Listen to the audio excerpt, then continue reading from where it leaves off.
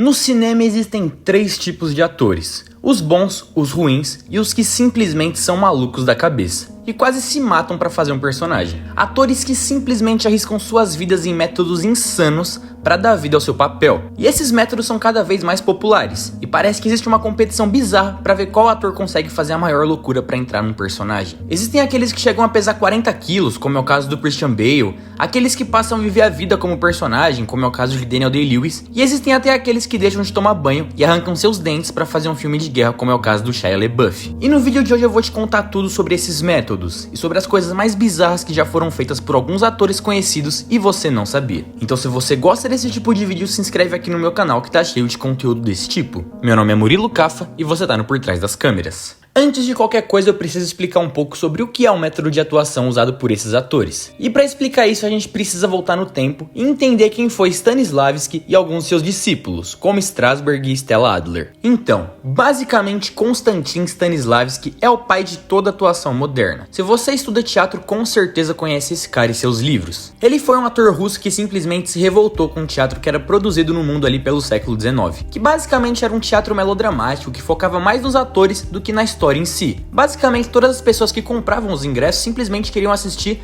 para ver os atores famosos de perto, e sequer ligavam para a história, que na maioria das vezes era mal escrita. Aí o Sr. Stanislavski decidiu fazer uma revolução no modo como o teatro seria interpretado dali pra frente. Para ele, o ator não deveria ser egoísta e deveria se entregar completamente ao personagem para que a história pudesse ser a principal protagonista, assim como os autores a escreviam. Todo o ego deveria ser deixado de lado e a interpretação deveria ser mais realista possível, dentro daquela circunstância. E para isso ele desenvolveu um método de atuação para os seus companheiros atores, que os deixaria completamente imersos no personagem. E o método basicamente se consistia em entender profundamente o personagem, acessar emoções reais para dar vida àquele personagem e criar uma conexão autêntica com o texto, para se imergir dentro daquele mundo criado pelo autor. Basicamente, os atores trabalhavam para não fingir em cena, e sim viver aquela emoção de verdade, se afetar e reagir como o personagem reagiria se fosse uma pessoa real. Parece simples, né? Mas não é.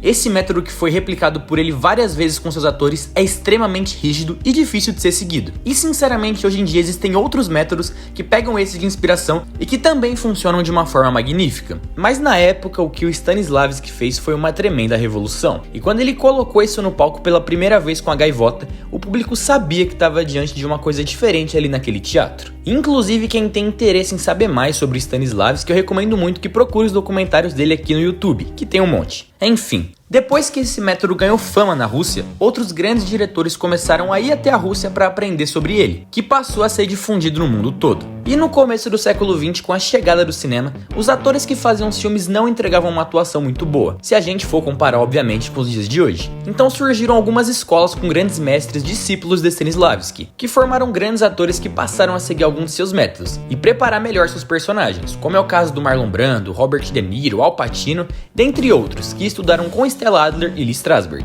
E aí esses métodos foram evoluindo até chegar no que a gente chegou hoje. Só que é muito importante ressaltar uma coisa: os métodos praticados hoje em dia são muito diferentes do que o Stanislavski praticava na Rússia. Esses danos e mudanças corporais que alguns atores fazem não tem nada a ver com o método proposto por Stanislavski. Eu já vi muita gente achar que o método que o Stanislavski criou é sobre emagrecer ou quebrar os dentes e não tem absolutamente nada a ver. Por isso que esses atores são extremamente criticados. O que eles têm em comum é chegar na veracidade do personagem. Só que, como você provavelmente já sabe, alguns atores acabam extrapolando isso. Agora que você já sabe um pouco sobre o método, vamos falar sobre nossos atores fazendo as coisas mais bizarras do mundo para ficarem, em teoria, melhores para os seus personagens. Vamos começar com um dos atores mais famosos, que é considerado um dos maiores da história, o Sr. Daniel Day-Lewis. Esse cara simplesmente fez história, e é o único ator que possui 3 Oscars de melhor ator no mundo, pelo menos até o dia de hoje. E apesar dele não ser tão velho, atualmente ele tá aposentado, porque do jeito que esse cara ganha prêmio é capaz que ele já teria levado mais uns 2 Oscars se não fosse o hiato em sua carreira. Sempre constante e com performances memoráveis, esse cara popularizou a atuação de método por simplesmente não se desligar do personagem, mesmo fora das câmeras. Pra vocês terem noção, esse cara fez um filme chamado Meu Pé Esquerdo, onde ele interpreta um tetraplégico. E pra esse papel, o cara simplesmente passou meses sem sair da cadeira de rodas, inclusive tendo que ser alimentado por outras pessoas nesse período.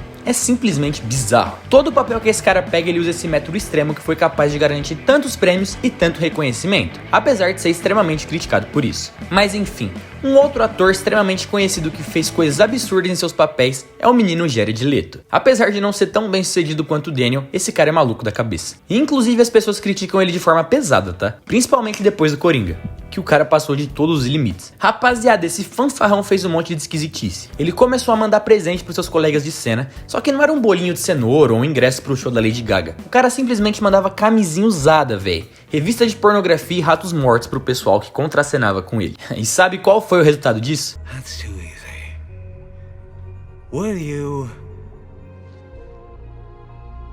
Would you live for me? Yes. Careful. Do not say this oath thoughtlessly. Desire becomes surrender, surrender becomes power.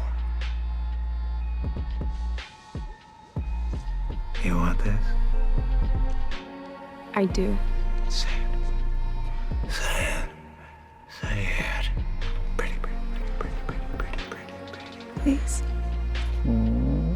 God, you're so... Bom, obviamente essa não foi a única vez que ele se preparou dessa forma para um papel, mas com certeza essa foi a mais bizarra e desnecessária, mostrando que não adiantou de porra nenhuma esse método pro personagem. Mas enfim, um outro ator que gosta de brincar de encurtar sua vida é o Sr. Christian Bale. Se você quiser saber sobre a sua trajetória no cinema, assiste o vídeo que eu fiz na semana passada, que tá muito bom. Mas resumindo tudo, o cara tem simplesmente um superpoder. Ele é o homem elástico. Às vezes ele diminui o tamanho do seu estômago e fica magrinho, e às vezes ele aumenta o estômago e fica gordão. A preparação mais drástica que o cara fez na carreira com toda certeza foi pro filme O Operário, onde o cara simplesmente chegou a pesar 40 fucking quilos. Rapaziada, o cara chegou a pesar 40 quilos, mano. Tem criança mais pesada que isso. Eu sinceramente não sei como ele não morreu e ainda conseguiu atuar nessa situação de fome extrema que ele passou. Sua dieta era basicamente maçã e café, e toda a sua energia restante foi pro personagem. Bom, como todo mundo sabe, além disso, o cara ainda fez isso mais vezes.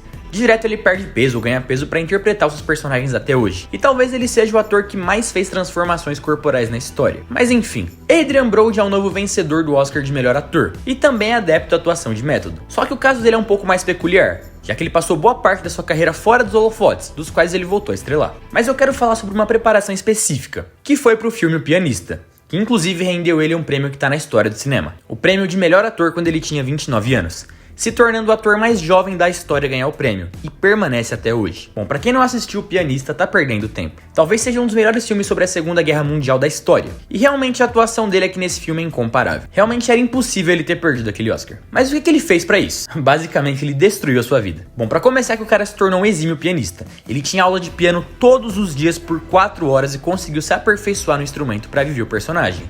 Até aí tudo bem, só que o cara simplesmente perdeu 14 quilos pro papel, chegando a pesar 60, só comendo ovo, frango e chá verde pra não morrer de fome. Além disso, o cara se isolou de seus amigos e familiares e teve que terminar seu relacionamento. Pra completar, ele vendeu seu carro e abandonou seu apartamento em Nova York, vivendo com o mínimo possível. Tudo isso pra causar um enorme desconforto psicológico pra si mesmo e sentir o peso da perda de verdade. Enfim, talvez tudo isso tenha valido a pena pra ele, mas que o cara foi extremamente cruel consigo mesmo, ele foi. Talvez o Arthur tenha sido sua inspiração. Mas enfim, rapaziada, além desses dois atores que eu citei nesse vídeo, existem diversos outros que fazem maluquices em seus métodos e eu posso trazer a parte 2 desse vídeo. Porém é importante mencionar que nem todo grande ator segue esse tipo de método extremista, o que gera diversos tipos de debate no meio da cena, sobre esse tipo de coisa ser realmente necessária para o ator performar bem. E se caso você aí que tá assistindo é um ator que pretende seguir carreira, não vai fazer merda e se matar achando que vai se dar bem em um papel. Primeiro estuda o texto e faz o trabalho básico pra depois entender o que é melhor pra você. E bom, rapaziada, esse foi o vídeo, eu espero muito que vocês tenham gostado. Eu peço muito pra que vocês se inscrevam aqui no meu canal e deixem um like nesse vídeo. E principalmente pra deixar um comentário sobre algum ator ou atriz que você queira saber a trajetória. Além disso, eu vou deixar o arroba do meu Instagram aqui embaixo. Então é isso, a gente se vê numa próxima. Valeu!